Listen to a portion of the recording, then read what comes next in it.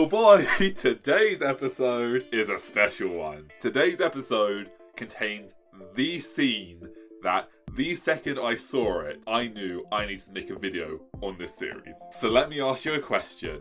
What happens when an animation team goes above and beyond? You get a goddamn series like Beastars and this scene. I am so excited to talk about this scene. So, hi, hello, welcome to the video. My name's Danahan and this is Overthinking Anime, where we overthink all things anime, manga, and Otaku related. I pointed at the anime step, I pointed at the manga when I said anime, and I pointed at the anime when I said manga. I don't care, I'm excited for this video. Like many other scenes in this series, this scene has so many levels behind it. Starting before we even see the garden, this scene opens with Legoshi and Kibi standing in front of... Behind the door? They're standing in front of... They're facing the door, but... What defines what side of the door you're on?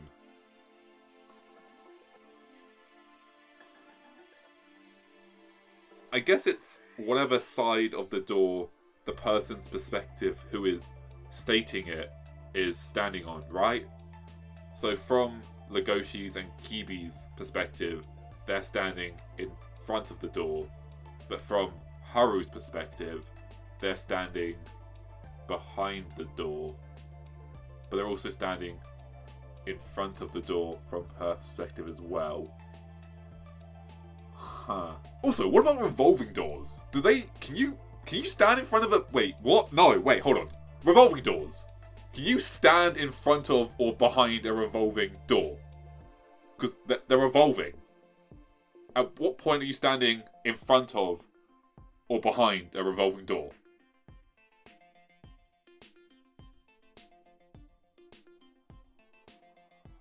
Sorry, right, yeah, no, Beastars, that's what we're talking about, sorry. That really got into my head. I need to think about that once the cameras are off, but yeah, with a revolving door, can you stand in front of or behind a revolving door?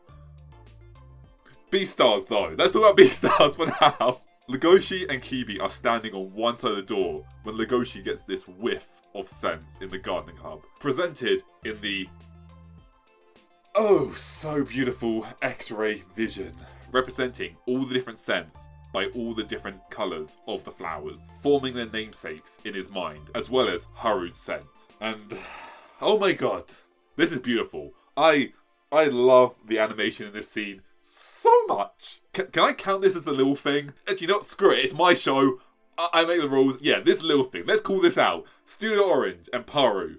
You didn't need to go as hard as you did on this scene with the whole sniffing the flowers and watching it go through his nose and it all form in his head, but you did, and oh, you deserve some love for that. Way to go, Orange. You are awesome, and this scene deserves some love. Anyway, among the smell of flowers, Legoshi is able to pick out the smell of Haru, presented in the same depiction as the previous episode, and in Legoshi's case, the previous night.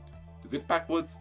I think it's this way, right? I can't see the camera, it's flipped, so I think I'm pointing backwards. I might be pointing forward for all I know. I'm pointing this way. I'm saying this is backwards. If it is the wrong way, editing me. Flip the camera so I'm pointing the right way. Which allows Legoshi to know what's behind the... Ha! Ha ha ha! Ha ha ha! What's behind the door? So, they are standing behind the door. From their perspective, at least. They're standing behind the door, but they're also standing in front of the door. They are standing in... No! Wait! Oh, objective realism is weird. Because they are standing in front of the door. They are standing to go through it. But from the garden club, they are standing from behind it. Which is the answer? Also, what about revolving doors? I still can't stop thinking about that. Legit, that is just going round and round in my head like an actual door. Can you stand in front of a revolving door? Perhaps it's based on the structure of the statement. Before walking through the door, you stand in front of the door.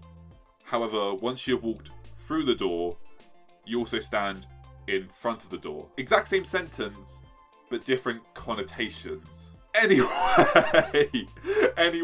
Legoshi is aware that on the other side of the door is the rabbit that he nearly ended the life of the night before, which is actually a really powerful scene when you break it down on a narrative level. Have you ever had a friend or partner ever say, "We need to talk"? Even though it's only a few seconds between them saying that and them saying what they feel they need to talk about, those seconds can feel like an eternity.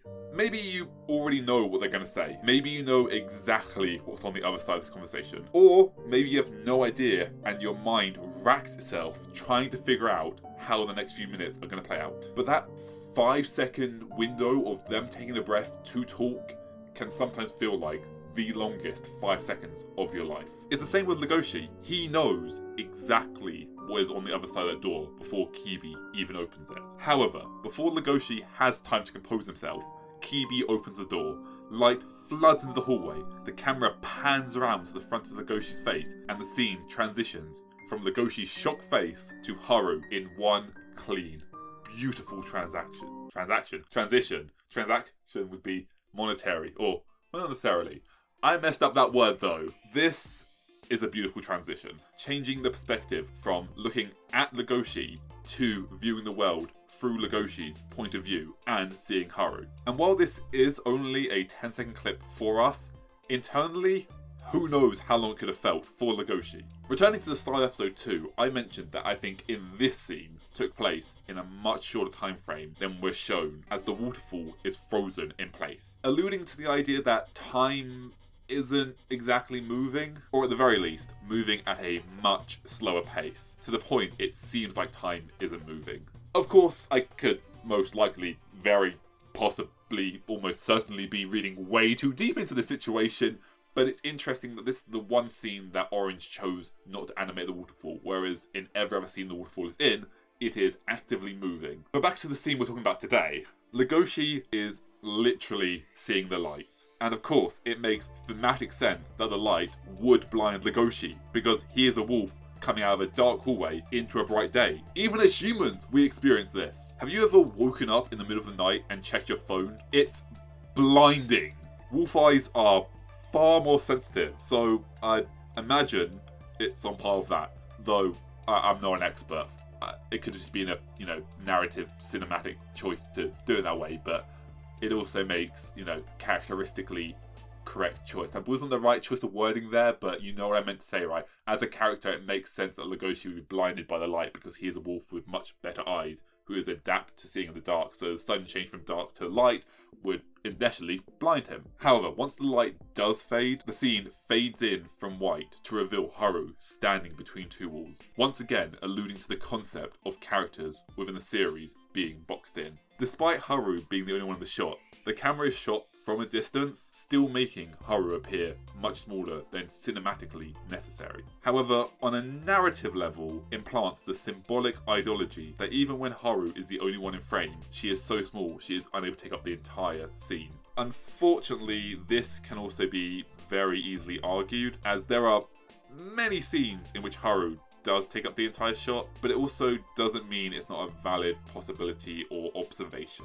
Each scene tells a different symbolic story through its choice of perspective. So while it might not be true of all scenes Haru is in, within this scene, it could be. Of course, unwritten symbolism that is neither denied or confirmed by the creator is up to each person's individual interpretation. However, there is also a powerful contrast between Haru and colours once again. Haru's presented in essence, all white, or at least colours very close to white. There's creams, pale yellows, the literal white of a school uniform, and the light pink of her ears, against a background of vibrancy and solid colours. However, most likely the reason Paru and Orange chose to animate it this way was to allow Haru to be shown within Legoshi's head, which connects the idea of Legoshi's internal monologue of faults. Haru is on Legoshi's mind, and cinematically is being literally shown within his mind. This also helps to reinforce the idea of just how small Haru is. While the comparison isn't completely accurate, it presents Legoshi as massive compared to Haru, and Haru as tiny compared to Legoshi. And I don't even know how to properly express how much I love this shot. It's a shot within a shot, but somehow it feels so right. It doesn't feel like an overlay, but that's all it is. It's literally just a shot of Legoshi with a semi-transparent feathered bordered cutout around the inside of his head. If we once again go back to the opening of this episode, the same cinematic effect is used. However, unlike the opening scene, which has a backdrop of darkness, this scene has a much more brighter backdrop. Of course, this is because they take place at two entirely different times of the day and night. However, on a symbolic level, the opening had a far more hostile aura around it, which helps to punctuate the scene, as the scene is about Legoshi considering devouring Haru. It is a dark scene, literally and figuratively, so a dark background fits the motif of the scene. Having this scene as a more passive grey with a transparent white glow around Legoshi gives the scene a far more passive or neutral feeling to it. Not purely white though, because Legoshi has conflicted feelings about being face to face with Haru. But of course, on a literal level, the shot is literally just shooting Legoshi, who happens to be standing against the grey wall. On top of which, it's literally shot within Legoshi's head. It is literally showing us Legoshi's internal thoughts, and using the recurring motif of grey to show internal struggle within the series. I also want to call out the gentle smile Haru gives as the camera pans down on her. Somehow doing that, we're talking about how that felt kind of creepy. My precious. Do I have a rabbit? I've got him on. It's a cat. Alrighty. Stroke the cat. However,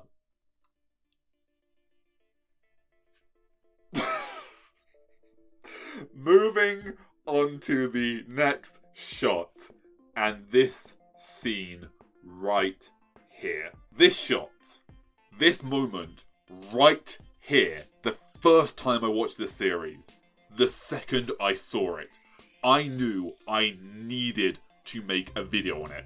Originally, it was just going to be one video talking about this one specific scene. However, the more I watched the series, the more I realised, oh, there is a lot to talk about when it comes to this series. As Legoshi internally thinks about the situation, the scene is shot within his head, presented as Legoshi standing on one side of his mind, whereas Haru is standing within his jaw.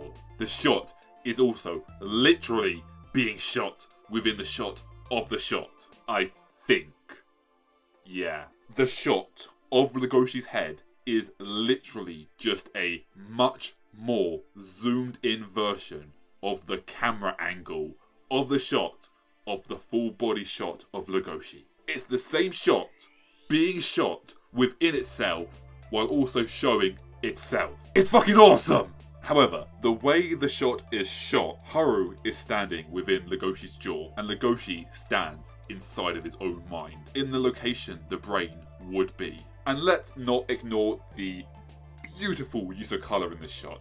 The inside of Legoshi's head is filled with these bright, vibrant colours. Perhaps Legoshi can even literally taste the smell, which is why they are within his mouth. However, the outside of his head is one solid grey block, a complete opposite to the vibrancy of inside Legoshi's head. The shot beautifully transitions to the shot of Legoshi by filling his head and changing the shot to the one within his head, the much more zoomed in shot that we originally saw within his head. However, it also changes the camera angle of perspective without even realising. The internal shot shows Legoshi being shot against the grey of the stairwell wall. Legoshi is being shot from an angle, but once it fades into the background, it changes to a side shot of Legoshi. However, it does this in one clear fade. This is so goddamn beautiful. As Legoshi tries to come up with an excuse to leave, Kibi throws him under the bus and bails. Kibi, of course, being aware of Haru's reputation, while Legoshi himself is not. And a little thing I just want to call out right now, can we just appreciate how Kibi leaves this scene? Look how elasticated he looks. I laughed so hard when I saw this for the first time. As well as the dirt and rust on the door, because of course there would be. It is the gardening club. I also think the next shot is just beautiful, and I want to take a moment to appreciate it. Look at this scene. It's just such a nice shot. But it is amusing the way Legoshi slowly straightens out. And if you pay attention to his facial expressions, you can see Legoshi goes from bewilderment to a sadness in his eyes. Perhaps shame or perhaps guilt. Definitely a feeling of remorse though. Haru sighs and comments on how rumours spread so quickly, though in all fairness, they're not exactly rumours if they're true. Are they? If a rumour is true, is it still a rumour?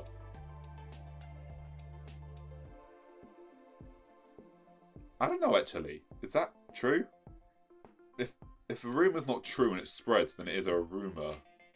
But if it is true, is it still a rumour being spread? Anyway, Haru comments on how Kibi left because he was probably scared of Haru, before asking Legoshi if he was scared too. But that's not the main thing I want to focus on this scene. I want to talk about the little tightening of Legoshi's eyes and the move to look downwards, something that subconsciously presents the idea of guilty discomfort or anxiety in people's minds. But overall, let's just appreciate the many subtle facial changes Legoshi makes. There's a whole spectrum of emotions portrayed here, from guilt to surprise to confusion to regret to uncertainty to anxiety. There's also the amazing use of silence because both of them are feeling awkward for different reasons. And it really humanizes them by having a moment of silence when neither of them are sure what to say. Legoshi feels awkward because he is face to face with his actions without her currently knowing. While Haru does reveal later on in the series that she suspected Legoshi was the one who attacked her that night, it's unclear whether she knows or suspects at this point. However, Haru feels awkward because Kibi fled due to the rumours, which she believes Legoshi is also aware about. Also, I have no idea what kind of flowers these are, but if anyone knows, feel free to tell me what they represent and whether they have any symbolic meaning, or whether they were just to look pretty in a transition shot. The warm pinks, blues, greens and yellows. Once again though, I love this scene because how real it feels. There are these moments of silence between certain sections where neither of them really know what to say or talk about. Both of them trying to fill it with awkward small talk. Moments where they take a breath and think about what they're going to say next. Even having Haru go, and have Legoshi go, This really helps to reinforce Legoshi's awkwardness and humanize the characters. They don't have an immediate response or comeback to another character's line. Their dialogue doesn't feel pre-written. The scene also shows us how Legoshi is feeling. While it does also internally exposition it to us, I think this works and gets a pass. Because it's not unnecessary exposition that everyone in the scene already knows and is only being reiterated for the watcher at home. This shot is also an interesting one, because I'm not sure whether Legoshi is reacting that way because it's a girl touching him, or because it's the rabbit he nearly devoured the night before touching him. However, overall, this shot didn't need to be animated. Orange could have just left it as a long still shot, but instead they added the little mouth movements of Legoshi as he stumbles over trying to figure out how to respond to what she said. I also love these zoomed out panning shots of the world. There's no real deeper reason why I love them, I just think they're beautiful and that's as far as it goes. Although I do wonder where Haru and Legoshi are supposed to be standing in this shot. In the next shot they're standing about here on the camera. It's also interesting how very little of this scene is necessary information that the audience needs to know. On a surface level, the necessary information that the scene tells us is A. Haru is a year older than Legoshi. B. Haru claims not to remember how she injured her arm. And C. No, actually, it's just those two things. In this 4.5 minute long scene, that is the only necessary information we are actively told. Nearly a quarter of this episode is devoted to small talk that doesn't actively progress the story in any significant way. I feel like this is something that is becoming more and more present in anime over the last few years, having scenes which slow down and just show a moment of their lives, where they're not being the protagonist, saving the day, or doing anything that progresses the story in any important way. It's also a much wider shot than necessary, however I think Orange and Paru wanted to show the world of Beastars. Show Legoshi, Haru, and all the other inhabitants just living in the world, as opposed to the characters always being the center focus of every shot. Moving on to the next shot, there's a gentle sadness and regret present in Legoshi's eyes. The show didn't need to add a voice line saying, "I feel bad about injuring her," as it can all be conveyed via his facial expressions. Also, we need to come up with a name for this style of shot. I'm going to call it shotception. It's not a very good name, I'll admit, but it gets across the concept of the subject, and I think everyone understands what I mean when I say shotception. Right? But by all means, if you do have a better name for it, feel free to suggest it. I also quite like jewel shot, but I have a hard time saying the word jewel. Jewel. I added J-U-A-L. Jewel. I find it hard to say it, so I'm just going to stick with shotception because it gets across the message and everyone understands it. Anyway, I love this use of shotception, in which it's first presented as Legoshi playing out the scenario within his head, trying to plan the best way to approach the subject, but the scene quickly reveals it's actually being played out live. And of course, it is literally being shot within his head. No. I just had a dumb thought idea. Is this supposed to be symbolic of the two wolves fighting and like internally within oneself? The more I think about it, it kind of works on a symbolic and narrative level. There's two wolves.